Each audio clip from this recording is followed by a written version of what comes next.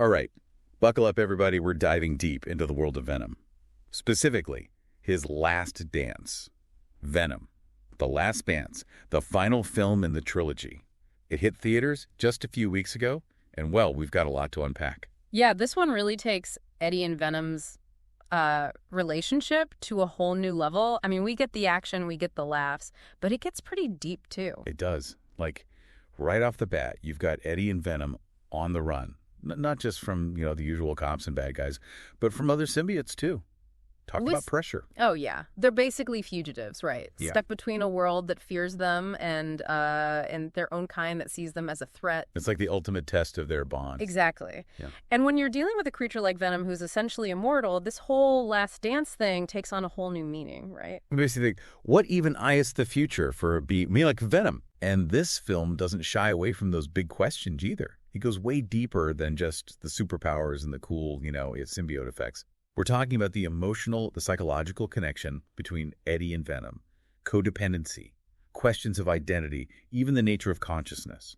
There's some really heady stuff in there. I mean, you're essentially exploring what it means to be human, or in Venom's case, almost human, right? When you have two beings sharing a body and a mind, well, things get complicated. Absolutely. And let's not forget Tom Hardy holding it all together. He's playing both Eddie and Venom. And I got to say, the way he just transitions between those two, it's incredible. It's seriously impressive. It goes way beyond just voice work. He's embodying two distinct personalities seamlessly, often within the same scene.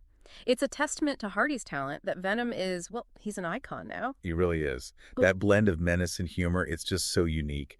And audiences have responded big time. Even with, I'd say, mixed reviews for The Last Dance, it was still a massive box office hit, over 300 million worldwide. Yeah, people love Venom. So the big question everyone's asking, is this really the last dance for Venom? I mean, they called it The Last Dance. It's supposed to wrap up the trilogy. But with this level of popularity, can it really be the end? That's the million-dollar question, isn't it? Yeah. Spider-Man universe is constantly growing. You've got the whole multiverse thing happening, a crossover with other Marvel characters. It's not out of the question. Fans would go nuts. I mean, Venom and Spider-Man on screen together. Right. It'd be huge. So you're saying there's a chance. There's always a chance. That's what I like to hear. Yeah. But look, even if we never get that epic showdown, this Venom trilogy has left its mark. It's changed how we think about anti-heroes, and it's opened the door for other R-rated superhero films, the ones that explore those darker, more mature themes. Oh, for sure. This trilogy, it's pushed boundaries, given us a character who, challenges the whole good versus evil thing. We're not just rooting for the good guy. We're forced to consider the gray areas, the struggles of an anti-hero who's trying to figure out where he belongs in the world. And he's doing it with this blend of dark humor and over-the-top action, and then you get these surprisingly heartfelt moments, too. Exactly. It's a wild ride. It keeps you guessing. Okay, before we get too deep into The Last Dance itself, let's take a quick step back to Let There Be Carnage. That one introduced us to Cletus Kasady, a.k.a. Carnage. Woody Harrelson, he was fantastic. Oh, yeah. Carnage, he's pure chaos, destructive energy unleashed. Absolutely. And that film was really key for Venom's development too, right? He starts to become more confident, more assertive, almost like he's preparing for the challenges that are coming in The Last Dance. It's like he's stepping into his own, right? Finding his place, even if it's a bit messy. Yeah, and those visual effects. That final battle between Venom and Carnage. Talk about a visual feast. But what always gets me about this trilogy is the way it digs into those bigger themes. Duality, morality, the whole good versus evil thing. It's never black and white. You're constantly questioning who to root for, what the right choice even is. It makes you think. And I think that's a big part of what makes it so successful. It's not just popcorn entertainment. It's engaging with these complex ideas. And doing it in a way that's both entertaining and thought-provoking. Yeah. And it's visually stunning. Oh, yeah. The visual effects in this trilogy are next level. You can tell they really pushed the boundaries of what's possible. Absolutely. They didn't hold back. And, it's had a real influence on other R-rated superhero movies, too, like Deadpool and Joker. They owe a debt to Venom. They show that there's an audience for this kind of, darker, more mature take on the genre. Definitely. And that's something we need to talk about more. But before we do, I think it's time for a break. We'll be back in a flash to really dissect The Last Dance, so stick with us.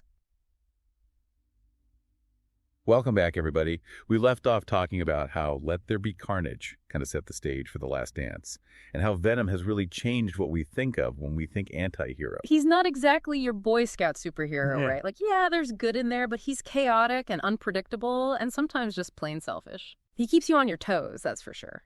But he also makes you think, right? Like, where is the line between good and evil? With Venom, you're never really sure which side he's going to land on. It's true. He's constantly wrestling with those two sides, the symbiote and Eddie. Like, is it ever okay to do bad things for a good reason?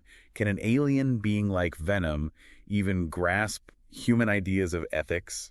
Big questions, and I like that the movie doesn't give you easy answers. It's not all tied up in a neat little bow, you know? It makes you think, and I think that's what good storytelling should do, right? Totally. And it does it while still giving you all the fun stuff. The action, the humor, the visual effects are top-notch. I mean, Venom's design is just so cool. It's iconic. They took a kind of obscure Spider-Man villain and turned him into a star. Speaking of which, we got to talk about that Spider-Man in the room, right? Fans have wanted to see those two on screen together forever. Oh, man, don't get me started. Venom and Spider-Man, that would be epic. You've got the classic hero versus anti-hero thing, but with this added layer of their shared history through the symbiote. The possibilities are endless. The action, the banter. Imagine the visuals. It would break the box office. Absolutely. And with the multiverse in play now, who knows? It might actually happen. Here's hoping. But hey, even without a Spider-Man team-up, we can't ignore what the Venom trilogy has done for superhero movies. It's pushed boundaries, show that audiences are ready for these more mature, morally complex stories. 100%. Venom's success opened the door for other R-rated superhero films. Films that weren't afraid to get dark and gritty. It feels like we're in this golden age of superhero movies now, where you can have all these different kinds of stories and characters, and Venom was a big part of that shift. It showed that audiences want more than just the classic good guy versus bad guy story. They want something with depth, something that makes them think. And Venom, The Last Dance, is kind of the culmination of that, right? It's about confronting your past, facing your demons, and ultimately deciding what kind of mark you want to leave on the world. Ooh, that's a good way to put it. It's not just about saving the day. It's about personal growth and redemption. And it's something we can all relate to, right? We all have our own struggles, our own choices to make. And even though Venom is this alien symbiote, there's something very human about his journey. I think that's why he resonates with people so much. And even though this is supposed to be the end, I have a feeling this isn't the last we've seen of him. I really hope you're right. Venom's a character that deserves to keep evolving. Okay, before we dive into the nitty-gritty of The Last Dance, let's hear from you, our listeners. What are your thoughts on the film so far? What moments stood out to you? What questions are you wrestling with? Think about those as we get ready to really unpack this film. We'll be right back to break it all down. Okay, we're back, and it's time to really dig into Venom. The Last Dance, we've talked about everything leading up to this, but now we got to get into the specifics of this final film. So the movie picks up with Eddie and Venom. They're on the run, right? And it's not just the authorities this time. Oh, no, it's much bigger than that. They've got this new villain, played by Rhys Ifans, and he is terrifying. But there's something about him, this depth. He's not just some, one-dimensional bad guy. No, he's got a real motive, a personal vendetta against symbiotes. He wants to expose them to the world, show everyone what they really are. Which is a terrifying thought. Oh, absolutely. And it forces Eddie and Venom to really confront the choices they've made, the things they've done. The stakes are incredibly high, like extinction level high. No pressure. And you can feel that tension throughout the film. Their bond is pushed to the absolute limit. They're fighting, arguing, almost like they're going to split up for good. Yeah. There's this one scene, I don't want to spoil it, but Venom's hurt and Eddie's trying to save him. It's heartbreaking. You can see how much they need each other. It's so powerful, right? It really drives home that central theme of the movie. Like, yeah, they're different, they clash, but they're better together. They make each other whole. And that realization that they need each other, it leads to some of the best, most emotional moments of the film.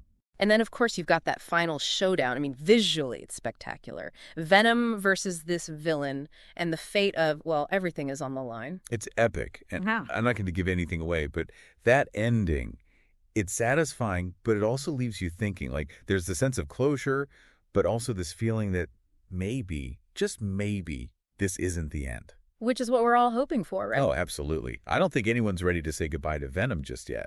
He's become such an iconic character, And I think that's what makes Venom: The Last Dance such a fitting end to this trilogy. It celebrates everything we love about him, but it also acknowledges that his story isn't over. There's still so much potential there, so much more to explore.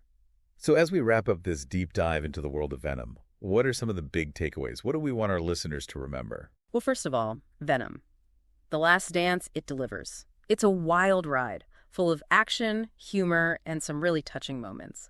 But it's also a film with a lot of heart, a lot to say about the nature of good and evil, about finding redemption, about accepting who you are, even the messy parts. It's a reminder that even anti-heroes can be complex, that they can grow and change, and that sometimes the most unlikely of friendships can be the strongest. It's a story that stays with you. It makes you think, it makes you feel, and it definitely leaves you wanting more. And on that note, we've reached the end of our deep dive into Venom: The Last Dance. But the conversation doesn't have to end here. What did you think of the movie? Did it live up to your expectations? What do you think the future holds for Eddie and Venom? Keep those symbiote senses tingling, because who knows what's next for our favorite lethal protector. This is just the beginning. Today is your lucky day. Today is the day that our $3 website works for you, paying you directly to your PayPal daily. Imagine $3 ongoing continuous payments to your PayPal account. Imagine falling asleep and waking up to $300 in your PayPal account. How would this make you feel? How could this help you? What bills could you pay? What kind of fun could you have? What does that retirement look like now? All for a one-time payment of $3. This website is DFY done for you, fully built and completely hosted, and never stops collecting payments for you. You have spent $3 on coffee on a regular, but that coffee won't help you create multiple streams of income. Click the link below.